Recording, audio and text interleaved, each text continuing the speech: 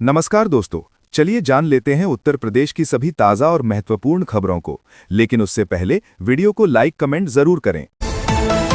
मुख्यमंत्री योगी आदित्यनाथ ने नर्सिंग अफसरों को नियुक्ति पत्र देते हुए कहा कि भर्ती प्रक्रिया पूरी तरह पारदर्शी और मेरिट आधारित रही है।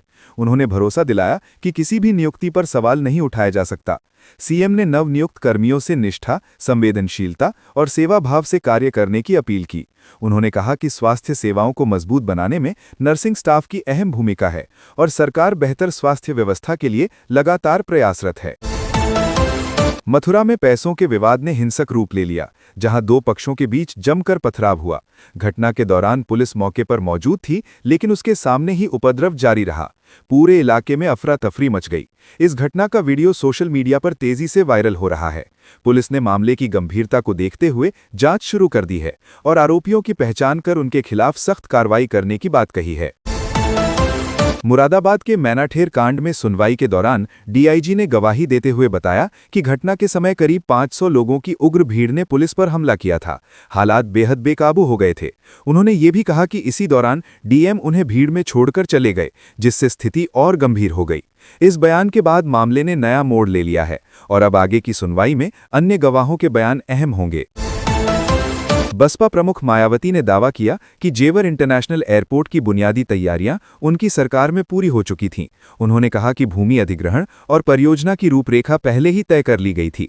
मायावती ने आरोप लगाया कि वर्तमान सरकार केवल इसका श्रेय लेने की कोशिश कर रही है। उन्होंने कहा कि उनकी सरकार ने विकास कार्यों की मजबूत नींव रखी, जिसके आधार पर आगे की परियोजनाएं आगे बढ़ पाईं। बहुजन भाईचारा संवाद महरेली में भीम आर्मी प्रमुख चंद्रशेखर आजाद ने आरक्षण और संवैधानिक अधिकारों को सबसे बड़ा हथियार बताया। उन्होंने कहा कि बहुजन समाज को अपने हक के लिए संगठित रहना होगा। उन्होंने सामाजिक एकता और जागरूकता पर जोर देते हुए सरकार की नीतियों पर सवाल उठाए। चंद्रशेखर ने कहा कि अधिकारों की रक्षा के लिए संघर्ष जरूरी है और समाज को अपने अधिकारों के प्रति सजग रहना चाहिए। मुख्यमंत्री योगी आदित्यनाथ ने कहा कि वो आस्था में विश्वास रखते हैं, लेकिन अंधविश्वास के खिलाफ हैं। उन्होंने लोगों से अपील की कि वे परंपराओं का सम्मान करें, लेकिन तर्क और वैज्ञानिक सोच अपनाएं। उन्होंने कहा कि समाज के विकास के लिए वैज्ञानिक दृष्टिकोण जरूरी है। सरकार भी विकास कार्य में पारदर्शिता और वैज्ञानिकता को प्राथमिकता दे रही है, जिससे लोगों के जीवन स्तर में सुधार हो और समाज में सकारात्मक बदलाव आए।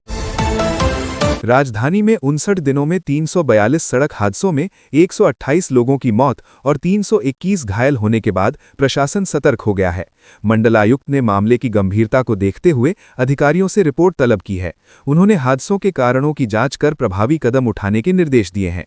प्रशासन सड़क सुरक्षा को मजबूत करने और दुर्घटनाओं पर अंकुश लगाने के लिए नई रणनीति तैयार करने में जुट गया है।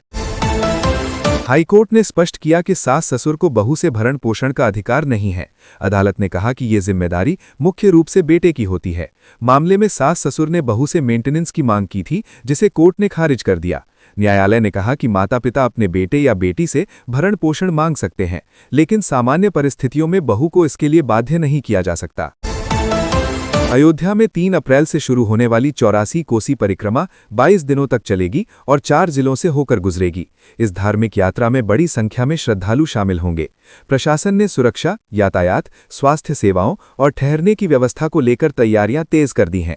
प्रमुख स्थलों पर विशेष इंतजाम किए जा रहे हैं ताकि श्रद्धालुओं को किसी तरह की परेशानी ना हो और यात्रा शांतिपूर्ण ढंग से संपन्न हो सके।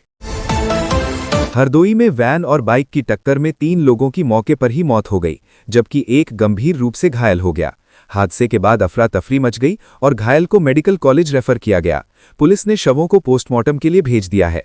शुरुआती जांच में तेज रफ्तार और लापरवाही को हादसे का कारण माना जा रहा है। पुलिस मामले की जांच कर रही है। प्रदेश के 61,000 गांवों और कस्बों तक बैंकिंग सेवाएं पहुंचाने के लिए सरकार ने डिजिटल माध्यमों को बढ़ावा दिया है। बैंकिंग कॉरेस्पॉन्डेंट, मोबाइल बैंकिंग और माइक्रो एटीएम के जरिए लोगों को सुविधा दी जाएगी। इससे ग्रामीण क्षेत्रों के लोग आसानी से लेन देन कर सकेंगे। प्रशासन ने बैंकों को समय सीमा में सेवाएं लागू करने के निर्देश दिए हैं, ताकि कोई भी व्यक्ति बैंकिंग सुविधाओं से वंचित न रहे। भ्रष्टाचार के मामले में अदालत ने सीआरपीएफ के एक डीआईजी को 3 साल की सजा और 1,20,000 रुपए जुर्माना लगाया है। जांच में सामने आया कि उन्होंने भर्ती में चयन कराने के बदले रिश्वत ली थी। अदालत ने इसे गंभीर अपराध मानते हुए सख्त सजा सुनाई और स्पष्ट किया कि भ्रष्टाचार किसी भी स्तर पर स्वीकार नहीं किया जाएगा। इस फैसले को पारदर्शिता की दिशा में अहम माना जा रहा है। स्क्रैप व्यापार में बड़े पैमाने पर टैक्स चोरी का खुलासा हुआ, जो पान मसाला उद्योग से भी ज्यादा निकला। जांच में फर्जी बिलिंग और अंडर इनवॉइसिंग सामने आई। व्यापारियों ने सरकार को भारी नुकसान पहुंचाया। विभाग ने सख्त कार्रवाई शुरू कर दी है और संबंधित फर्मों पर शिकंजा कस रहा है। अधिकारियों ने संकेत दिए हैं कि आगे भी जांच तेज की जाएगी। नई आबकारी नीति लागू होने से शराब कारोबारियों और उपभोक्ताओं दोनों की चिंता बढ़ी है। लाइसेंस प्रक्रिया और बिक्री नियमों में बदलाव से कारोबारियों पर दबाव बढ़ेगा। वहीं कीमतों और समय में बदलाव का असर उपभोक्ताओं पर पड़ेगा। सरकार का कहना है कि इससे पारदर्शिता बढ़ेगी और अवैध शराब पर रोक लगेगी। हालांकि शुरुआती दौर में कुछ दिक्कतें आ सकती हैं। आरटीई के तहत इस साल 1.95 लाख बच्चों को निजी स्कूलों में दाखिला मिलेगा, जो पिछले साल से अधिक है। आर्थिक रूप से कमजोर वर्ग के बच्चों को मुफ्त शिक्षा दी जाएगी। सरकार ने सीटें बढ़ाकर अधिक बच्चों को लाभ देने का प्रयास किया है। ऑनलाइन प्रक्रिया को मजबूत किया गया है, जिससे पारदर्शिता बनी रहे और समय पर प्रवेश सुनिश्चित किया जा सके। अयोध्या में एकादशी पर पंचकोसी परिक्रमा में लाखों श्रद्धालु शामिल हुए। जय श्री राम के नारों से माहौल गूंज उठा। प्रमुख मंदिरों और घाटों पर लंबी कतारें लगी रहीं। प्रशासन ने सुरक्षा और सुविधाओं के व्यापक इंतजाम किए थे। पुलिस बल तैनात रहा और चिकित्सा और पेयजल की व्यवस्था भी की गई, जिससे आयोजन शांतिपूर्ण ढंग से संपन्न हो सके। बरेली में एसपी सिटी ने छात्रों को मोबाइल और सोशल मीडिया की लत से सावधान किया। उन्होंने कहा कि ज्यादा स्क्रीन टाइम से पढ़ाई और स्वास्थ्य प्रभावित होता है। छात्रों को समय का सही उपयोग करने और सोशल मीडिया का सीमित इस्तेमाल करने की सलाह दी गई। अभिभावकों से भी बच्चों की गतिविधियों पर नजर रखने और उन्हें सही दिशा देने की अपील की गई। प्रवासी मजदूरों और हॉस्टल छात्रों के लिए 5 किलो का एलपीजी सिलेंडर उपलब्ध कराया जाएगा। इससे उन्हें कम खर्च में खाना बनाने की सुविधा मिलेगी। सरकार का उद्देश्य अस्थायी रूप से रहने वाले लोगों को राहत देना है।